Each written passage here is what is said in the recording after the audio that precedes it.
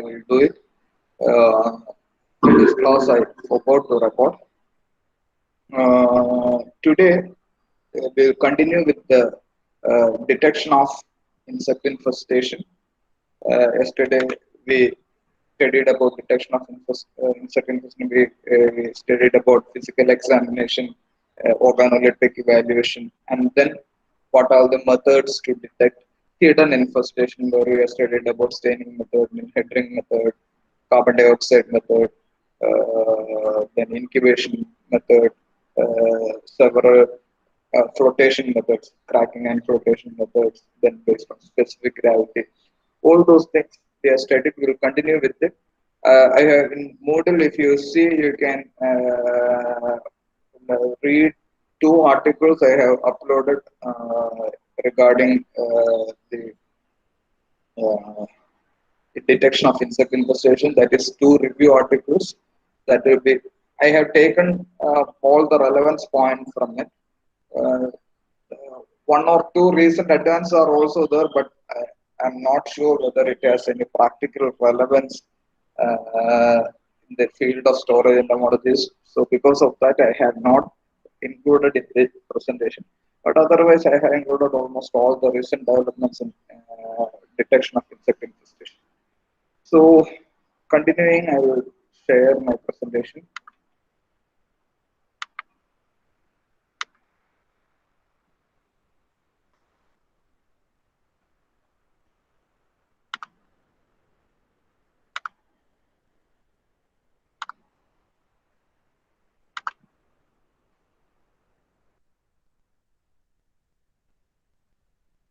Hope the slides are visible.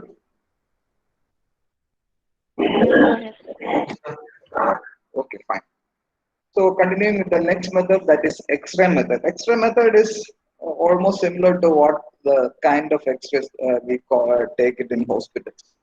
If you suspect a fracture in any of your bone, we take an X-ray, and if you see the X-ray film, you can see fracture clearly. If there is a fracture, you can see it clearly. There will be a gap in this in the bone. In the same manner, if you spread the grain as a single layer in a sheet, and if we expose it to X-rays, if it is a solid grain, that means it is a very good quality grain. There won't be any change. But if something is fed, some insect has fed the grain, you can see a gap in between, just like a fractured bone. So that is the simplest way of explaining X-ray method. So it is mainly used in quarantine because that's a quick method. So we will take a sample, spread it in a single layer, and it will expose to X-ray. And if you see the X-ray film, if there is different pattern, if the grain is sound or whole, undamaged grain, all the grains will be having a uniform pattern.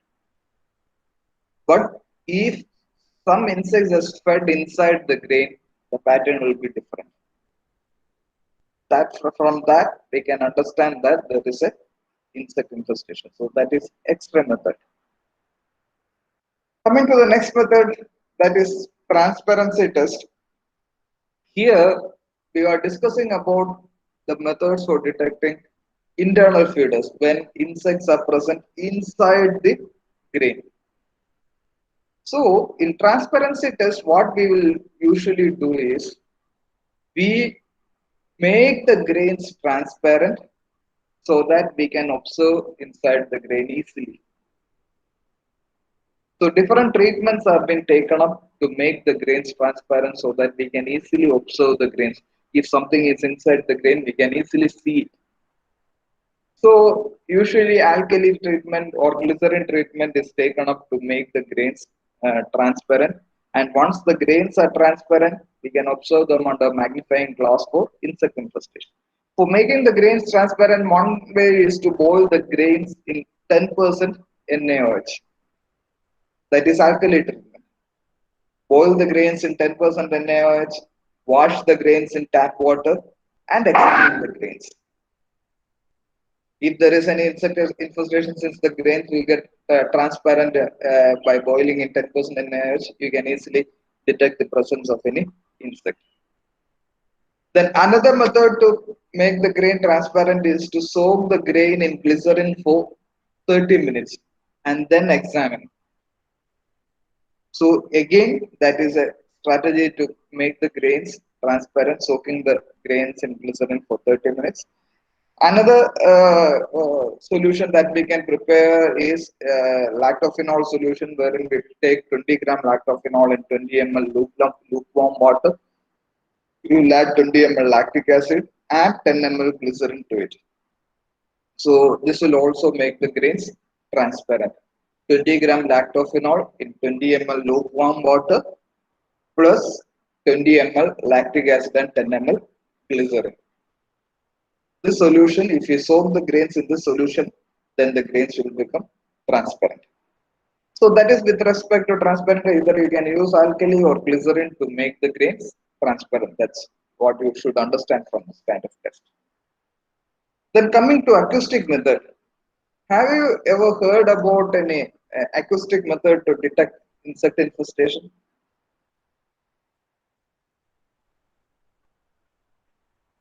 Last February, I had an opportunity to be a judge in a hackathon competition as part of the WIGA.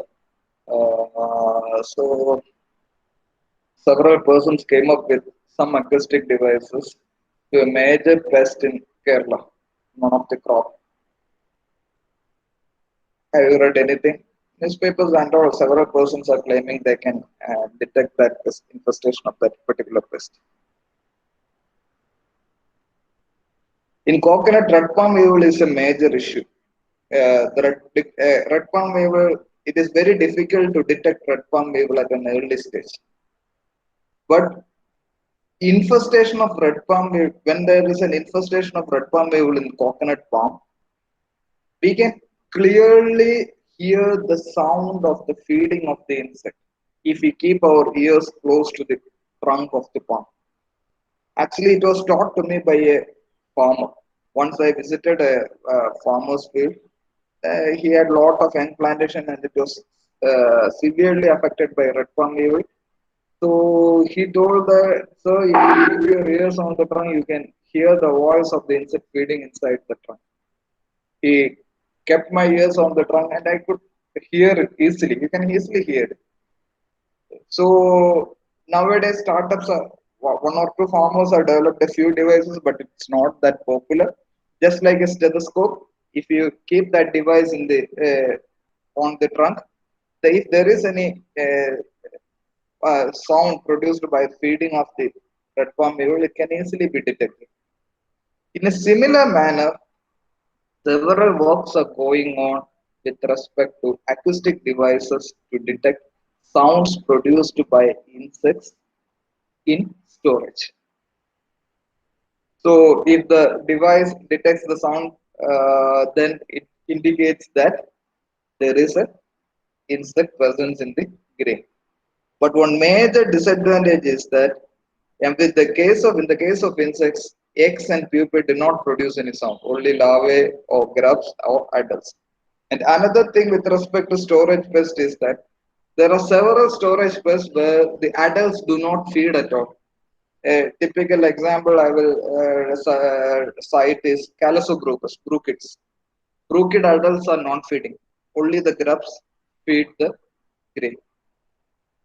So in those cases, take Lepidopteran pests, Coursera, Cadra, then Clodienda punctella, Anchyma cytodroga, all these Lepidopteran storage pests. Adults do not feed. So acoustic method has a disadvantage that non-feeding stages of insects cannot be detected.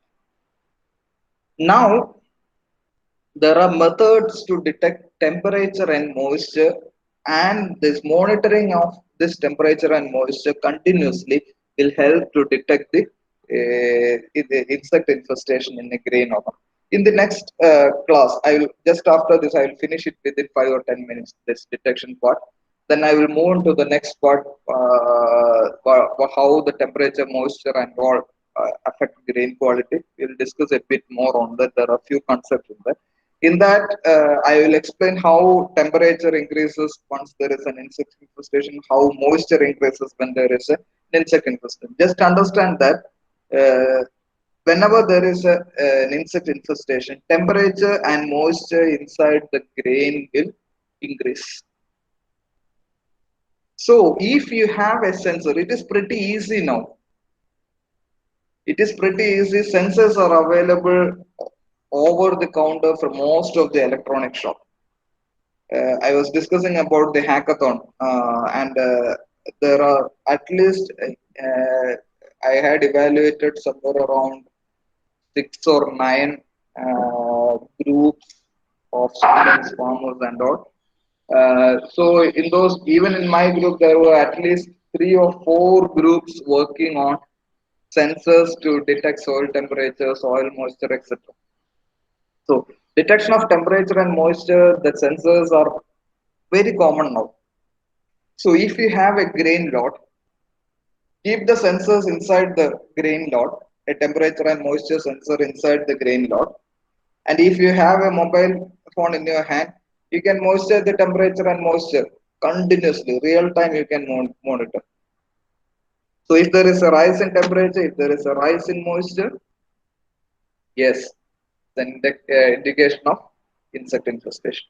This is very commonly carried out in modern storage structures, especially silos. Have you heard about silos? Anyone? No. Have you? Has anyone seen silos? It's not that common in our country, but slowly we are also. Silos are a storage structure. Photographs, yes. Sushma has seen because in several places nowadays silos are being constructed. It's not that common. But abroad, silos are the most common storage structure for storing grains. These are vertical storage structures, not like the horizontal godowns that we construct for Food Corporation of India and all. These are vertical structures, and the grains are not stored in bags, where the grains are stored in bulk as such. It will be loaded from the top, and from bottom we can unload the grains. So that's the way it is usually done. So if you have a silo kind of structure for storing the grain, install a temperature and moisture sensor inside the silo at different places. Easy, you can monitor the temperature and moisture, check for any insect infestation. So that's what with respect to temperature and moisture in detection of insect infestation. Then coming to the next method, that is Burley's funnel method. You might have studied Burley's funnel, but at least entomology students, for what Burley's funnel is used, mostly in entomology. For evaluating soil insects in a trap. Yes, soil-borne, collection of soil-borne insects. So this is a Burley's funnel. This is a funnel. The funnel will be having a wire gauze, and we will keep grains over it. Over the wire goes inside the funnel. We will keep a light source. Because of the heat generated from the light source, the insects will move down and it will be collected at the bottom container. So that is one easy way. But one thing is that eggs, pupae and all, it won't move. It will remain inside the grain. Only the mobile insects will move. So this is Burley's funnel method, one way of detecting insect infestation. So you can read that insect move away from the heat. Sample is kept in a wire goes over the funnel, slowly heated. Insect will move down into the funnel. Then we have different kinds of traps to detect insect infestation. Pheromone traps, especially for lepidopteran storage pests. Fly traps. Fly traps. I don't have a picture of it. If you remember the kind of, have you heard about window pane trap for collection of insects? Must have been taught during your UG. Here, Hasina, yes, Hasina Madam teaches it very nicely. Window pane trap. So this is a kind of interpane traps wherein the insect will strike onto the trap and it will be collected at the bottom of the trap. So that is fly trap, pitfall trap. I will show you a kind of pitfall trap. Probe trap again. I will show you a picture of it. Light traps, fluorescent or UV lights can be used. So among these, light traps are the one commonly used in godows. It is very cheap and it is commonly used in godows. So several kinds of traps are used for detection of insect infestation. And next is electrical conductance. See, if you have a whole grain, undamaged grain, and if you have a damaged grain, measure the voltage across the grain. The voltage across the grain will be different for a damaged grain as well as undamaged grain, because if there is an insect inside the grain, it will lead to an increase in moisture content because insect body will have moisture, and it will lead to a reduction in voltage and it can be detected. So this works on the principle that voltage across the grain in a sound that is undamaged and the damaged grains will be different. In the damaged grain, because of the presence of the insect, the moisture content will be high and it lead to a reduction in voltage. So that is with respect to electrical conductance as a method for detection of insect infestation. And I will show a few traps. This will be told again in the practicals. I think you might be familiar with this kind of traps. It must have been shown in at least in the practicals during UG. Here we usually show it. I don't know about other colleges, isn't it? You might have seen all those sticks. Yes or no? Yes. So these traps are developed by TNAU. Basically, it is a this what I have shown is a probe trap. What actually we will do is we will insert this cylindrical tube. I will show when you come back in practicals. The cylindrical tube, it will be inserted into the grain. This cylindrical tube is perforated. So there is a air inside the cylinder. All the insects will be attracted towards the cylinder, moves inside the cylinder through the perforations, and the insects will be collected at the bottom of this trap, probe trap. Pretty easy. Insert into the grain lock. There are perforations in the cylinder. Insect will move into this cylinder through these perforations. Once it enters the cylinder, it will be trapped at the bottom. We can collect it and observe. So that is probe trap. This will help to collect the insects which are moving inside the grains because we are inserting into the grain, inside the grain. Another one is pitfall trap. Here, this kind of trap will help to trap insects which are moving on the surface of the grain lot. We will keep the trap in such a way that this perforated part, top part of the trap will be at the same level of the surface of the grain. This perforated top part of the trap will be lying at the same level, the surface of the grain. And if insect moves over this trap, it will fall into the perforation and it will be collected. So that is pitfall trap. The next is two in one. Again, it is a combination of pitfall and probe trap. You can see here this cylindrical tube will be inserted into the grain and the top part will remain on the surface of the grain. So it will help to trap both kind of insects, both surface moving insect as well as the insects which are remaining inside the grain. So this is two in one trap. This pitfall trap part will capture the insects which are moving on the surface of the grain, and this probe trap part will collect the insects moving inside the grain. Next is, do you have any doubt regarding? I'm moving a bit fast because I feel this is pretty easy to understand. Is it fine?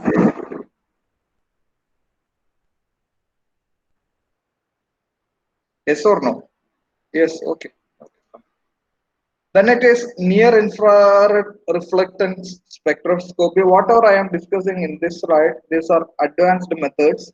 Near infrared reflectance spectroscopy, I haven't ever seen in a spectroscopic method in for used for detection of grains.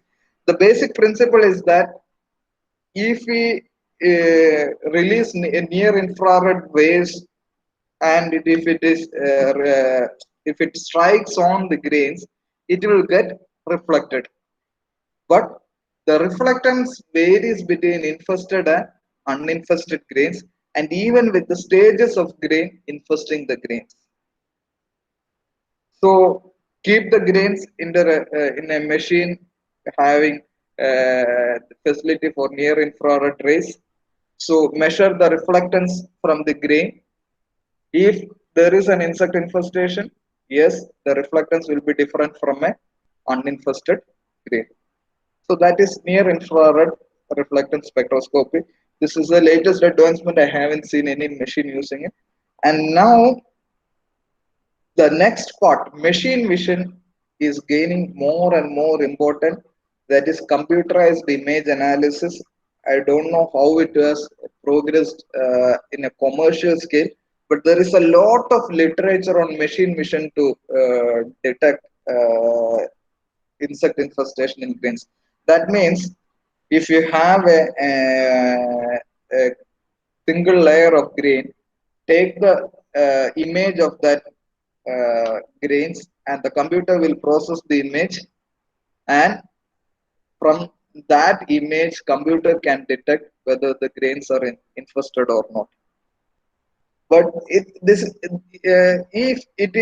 machine vision is calibrated correctly, it will be one of the easiest method to detect insect infestation. See, nowadays this imaging technology is extremely based on sensors and all. It is gaining more and more prominence. Uh, Last year, I think it was in for PG students. One student was presenting a topic, PG seminar, with respect to this. So there are several kinds of machine vision kind of thing.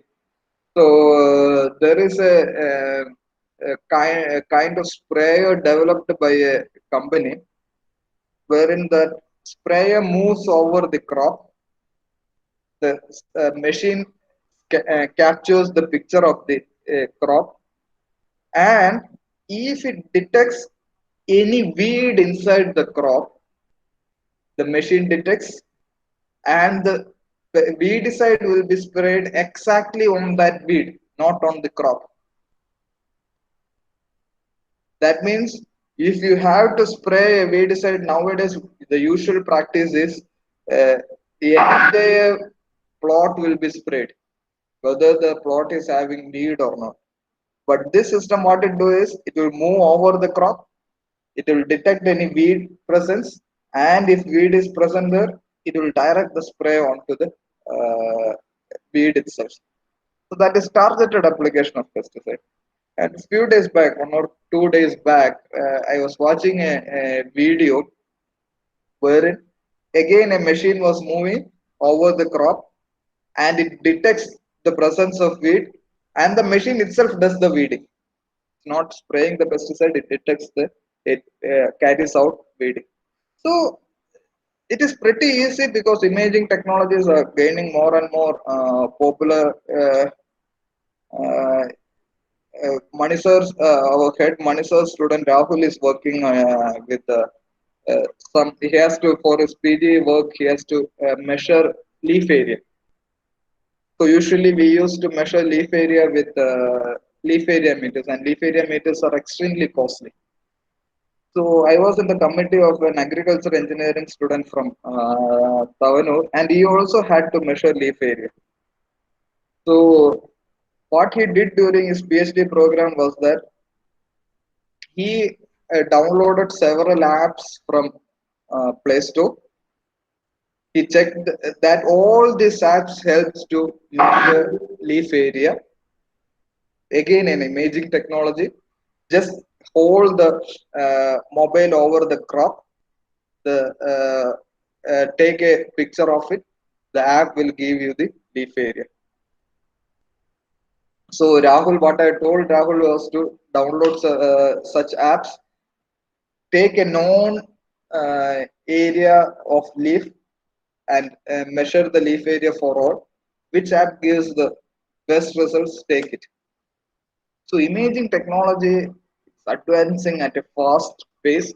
So I feel this may be more than near infrared reflectance and all, machine vision may be the one which will hold in future for detection of insect infestation, because that will be pretty easy machine vision. Then again, ELISA, biotechnological tools, enzyme linked immunosorbent assay, because insect muscle has a protein myosin. It is not present in other animals or other organisms. That is myosin, that muscle protein is a specific protein present in insects. If we have an ELISA system to detect myosin protein, yes, it is fine to detect insect infestation. So that is with respect to ELISA as a method to detect insect infestation. The next one is uric acid test. I told you what are the changes happening in the grain due to insect chemical changes. In that, we have discussed that because of the presence of insect, there will be uric acid in the grain because of the excretion of insect. And if we detect uric acid, we check for the presence of uric acid, and if we detect uric acid, yes, it indicates the presence of insects. Then comes next maltose test. Again, I told you because of insect infestation, there will be increase in the content of simple sugars, and check for the level of maltose. If the maltose content increase, then it, we can assume that there is an increase in insect infestation. Again, another chemical change that we discussed was there will be an increase in free fatty acid content. So check for the fat acidity. If there is an increase in fat acidity, it shows that the stored products are starting to deteriorate. Then, for detection of rodent contamination, if rodent contamination is there, there will be fecal pellets and urine contamination of rodents. For detecting urine and fecal pellets, especially for urine, we can use a mixture of paradimethyl aminobenzaldehyde, ethyl alcohol, and oxalic acid. If there is a urine stains on the grain, this mixture will fluoresce under UV light. So we use a mixture of chemicals such as paradimethyl aminobenzaldehyde, ethanol, and oxalic acid. And if there is urine stains on the surface of the grain, that urine stain will fluoresce under UV light, and that we can then we can assume that the grains are having contamination of products. So that is with respect to detection of insect infestation. Is it fine?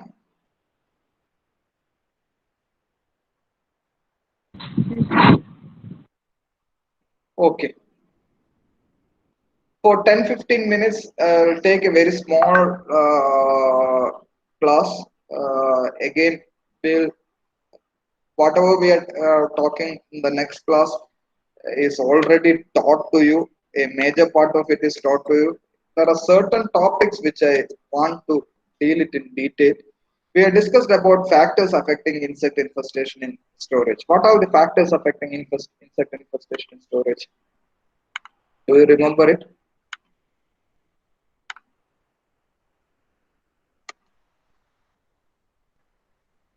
Moisture, then temperature, then one more, oxygen. Yes, these are the major three critical factors affecting insect distribution and abundance in storage. This is what we discuss again. Temperature, moisture, oxygen, and again food availability and quality is also one factor. But It's not that a critical factor because earlier we have discussed that certain insects have the ability to survive without food for even 4 years together. So food availability may not be a critical factor. Coming to these factors, these temperature, moisture, oxygen, and diet can affect the developmental time of insects. I think how temperature affects the development time of insects, most of the students will know. What is the effect of temperature on the developmental time of insects? If the temperature increases, what happens to the developmental time of insect? What happens to the life history of insect if there is an increase in temperature?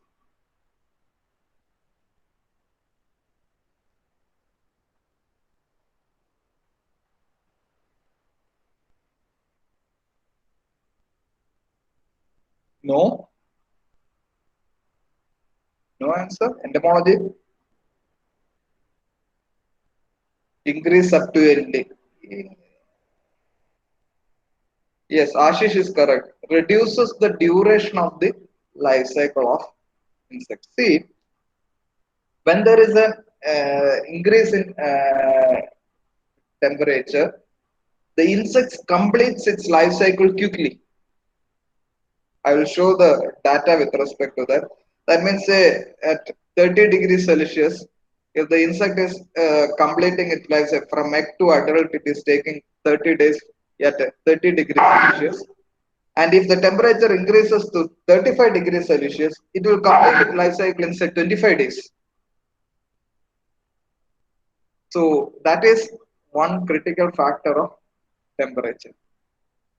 So it affects the developmental time. It affects the survival. If we decrease the moisture, if we dry the grain properly, insect may not be able to survive. If we decrease the temperature, insect won't survive. If we increase the temperature over a certain limit, again insect won't be able to survive. Oxygen, it can limit the survival of the insect. It can affect egg production, fecundity, and all. Coming to the moisture, we discussed a lot about moisture. If we are keeping the grains, drying the grains and storing the grains at a moisture level less than 10%, drying below 10% is a slightly difficult task, but if we can store, dry it at to a level less than 10%, almost all the pests can be controlled except copra beetle. Copra beetle can survive at extremely low moisture content and high temperature. So, Capra beetle is one highly hardy storage pest which can survive at low moisture level and high temperature content. So, we should dry our grains properly to reduce insect as well as microbial infestation. If there is an increase in the moisture content, it will lead to fungal infestation, mold growth, it will lead to germination of the grains and all. And if the moisture content is increased, again, the life cycle of the insect will get prolonged. It's not only the moisture, inherent moisture present in the grains that contribute to the moisture content in the grain. Insect activity, insect metabolic activity also releases moisture into the grain. I will discuss about it later on how it happens because insect activity also releases moisture and that contributes to the increase in moisture content of the grain. So moisture is one critical factor. If we can dry it properly, we can manage almost all the insects except copra beetle. See the moisture requirement, minimum moisture content for survival of insects. See the case of Trochoderma, that is Capra beetle. It can survive even at 0% moisture. The grain doesn't contain any moisture at all, still Capra beetle can survive. For all other, it is almost near 10%. So that is with respect to the moisture requirement. And regarding the developmental time, you can see high moisture content increases the duration of X stage. But in the case of larval stage, the low moisture content increases the development time. And for pupal stage, high moisture content increases the developmental time. Only thing you should understand is you need not memorize all these values and figures. This is just an example that moisture content can affect the developmental time of insect. For certain stages, it can increase the developmental period. For certain stages, it can decrease the developmental period. Coming to the temperature, I told you there is a temperature preferendum or preferred temperature wherein the insect uh, can survive without any hindrance at that particular range of temperature. As we already discussed, as the temperature increases, insect life cycle speeds up, completes life cycle quickly. Now, you should listen carefully. I will discuss a concept in storage entomology, but which you should clearly understand.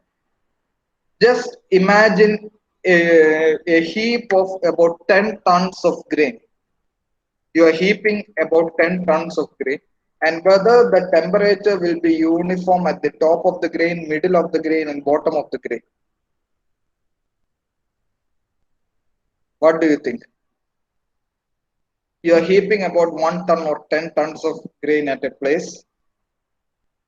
On the surface level, there will be one temperature. If you go move inside, the temperature varies. So what will happen is that there is a gradation of temperature in this grain dot. And all the insects will be congregating at that position where the temperature is most ideal to that particular species of insect. I'm repeating, if you have an insect infestation in this grain lot where we are storing about 1 ton or 10 ton or whatever it may be, those insects will prefer to stay at that particular part of the grain where the temperature is most congenial to it, more preferred to it. So all the insects will be congregating into at that particular point, and because of the increased insect activity in at that particular region, slowly temperature at that point starts increasing, and that region is called as hotspot. I'm repeating, if we are having a grain lot, there will be a temperature gradient within the grain lot, and insect will be congregating at a particular position where the temperature is most congenial to its development. So because of the congregation of insects and the activity of the insects, temperature at that particular point increases, and that region is called as hotspot. But what happens is that because of the activity, say, you can imagine a situation wherein uh, a room is fitted with AC. So all the persons outside, because of the higher temperature outside, all the persons start entering into this room which is air conditioned. So okay, fine. 1%, 2%, 3%, 4%, 5%. Up to certain level, the air conditioner will maintain the temperature. But if the population, if the number of persons increases over certain limit, the air conditioner may not be able to cool down the room. So slowly that rooms will get suffocated. So if the room temperature increases beyond certain level at that room because of as the air conditioner is not able to reduce the temperature, what will happen? All the persons start moving out of that particular room to another area where the temperature is more congenial to them. In the same manner, because of the high temperature at the hotspot, the insects will start moving to another location where the temperature is most ideal. So this will lead to the development of hotspot in another location. In a similar manner, if you have a grain dot, insects will create hotspot at different locations in the grain dot. Because of this high temperature generated, there will be release of moisture, and this release of moisture will lead to the increased fungal infestation, germination of the grain, etc. And this is also called as dry heating because it's not we are heating it artificially. It is also called as dry heating. And one way to prevent hotspot formation is to have frequent turning or providing aeration to the grain. If you are turning the grains frequently, then there won't be any formation of hotspot. Or if you are providing aeration, there will be uniform distribution of temperature inside the grain lot, and we can prevent the formation of hotspot. Are you clear with respect to the concept of hotspot? Yes. And this is a graph depicting the response of insect to various range of temperature. In the y-axis, we have having the developmental period, number of days required to complete the life cycle. On the x-axis, we have the temperature. See, with the increase in temperature, earlier at 17 degree, the insect took about 150 days to complete its life cycle. If you are moving to 27 degree, it took only 40 days to complete its life cycle. That means higher the temperature, insect can complete its life cycle quickly. This is a tabular representation for different insects. Say this, Coursera saphonica at 17.5 degrees Celsius, it took 192 days to complete its life cycle. If the temperature is 35 degree, it took only 35.2 days. So all these insects, it's the same. If you increase the temperature, you can complete it quickly. See, tribolium. Uh, 1 week back, my student Shikha is working with tribolium, and for the last 2 weeks, our maximum temperature was near 38 degrees Celsius. Our maximum temperature was near 38 degrees Celsius, and usually the normal time required for pupation in tribolium is about 20 days. So, if roughly in about 32, 30, if the temperature is 32, 33 degrees Celsius. But because of the increase in temperature, the grubs were pupating pretty quickly. They were pupating, say, within 14 days, 15 days, etc. So, that is how insect respond to increase in temperature. The Calosobruchus at 17.5 degrees Celsius, it takes 167 days. At 35 degrees Celsius, it completes in 22.8 days. Imagine what will happen. See, if you are keeping a grain at 17.5 degrees Celsius, it will multiply, it will we have the next generation in only 5.5 months.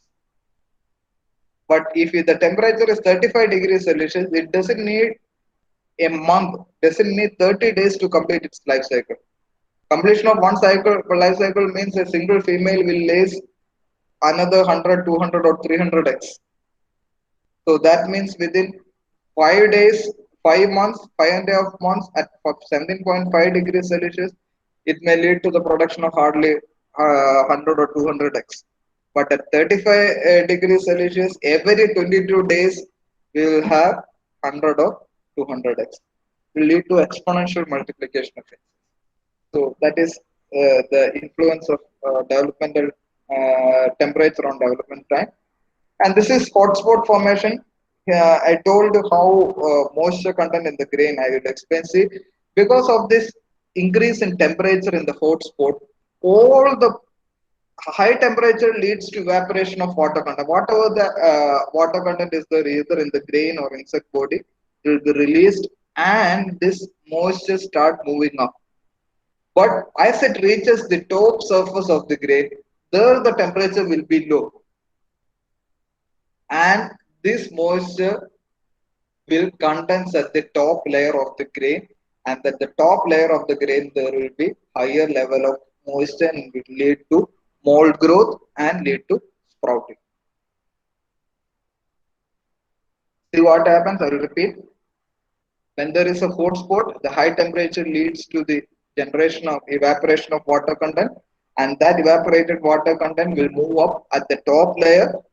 The temperature will be low compared to the hot spot, and because of the low temperature at the top layer, this whatever the moisture evaporating, it condenses and lead to the germination of the grains or due to mole growth of the grain. Then coming to the next factor, that is oxygen. I told the airtight containers prevent the insect infestation because as we are keeping the grains in airtight container, slowly the carbon dioxide content will increase, oxygen content will decrease, and the insects won't get sufficient oxygen for its survival. Because both insects and grains require oxygen for respiration, but the oxygen requirement of insects is about 1,30,000 times more than the grains. So even a slight drop in oxygen level, nowadays we are discussing a lot about oxygen level for the last 2 to 3 weeks. Uh, Humans are desperately running around for oxygen. So similarly, if there is a decrease in oxygen content in a closed container, insects will be affected first, not the grain. So that is with respect to oxygen. And see the oxygen content requirement for different insects.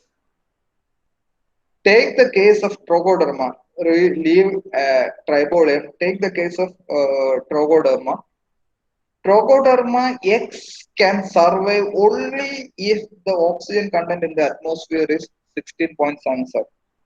If the oxygen content in the atmosphere decreases below 16.77, Trogoderma X cannot survive.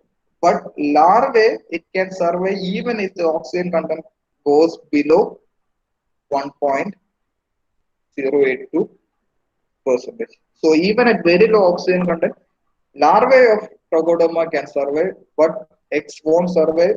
X need higher level of oxygen for its survival. So that's for different insects, different stages itself require different oxygen level. So that's one thing. Coming to the next, influence of diet, how diet can affect the developmental time of insects. We'll take it, discuss it with the example of Pseudophilus. Pseudophilus rice weevil has the ability to infest many cereals such as rice, wheat, maize, barley, oats, etc. and see the developmental time required in different cereals. The lowest developmental time is in rice and the highest developmental time is in maize. That means if your Pseudophilus is in maize, it requires about 45 days to complete its life cycle from egg to adult. But in rice, it requires only 35 days. And see the progeny production. Take the case of oats. If you are keeping 20 weevils for 4 days in this a lot of oats, it will lead to production of 9.4 weevils only. But take the case of barley. The same number of weevils, 20 weevils for 4 days, it will produce 96.7 progeny. So, a same insect, the developmental time and the number of young ones it produces varies with the kind of grain it feeds upon. So, diet also has an influence on the developmental time and progeny production of insects. This is for your practicals, we will discuss it during practical class. Any clarification you need?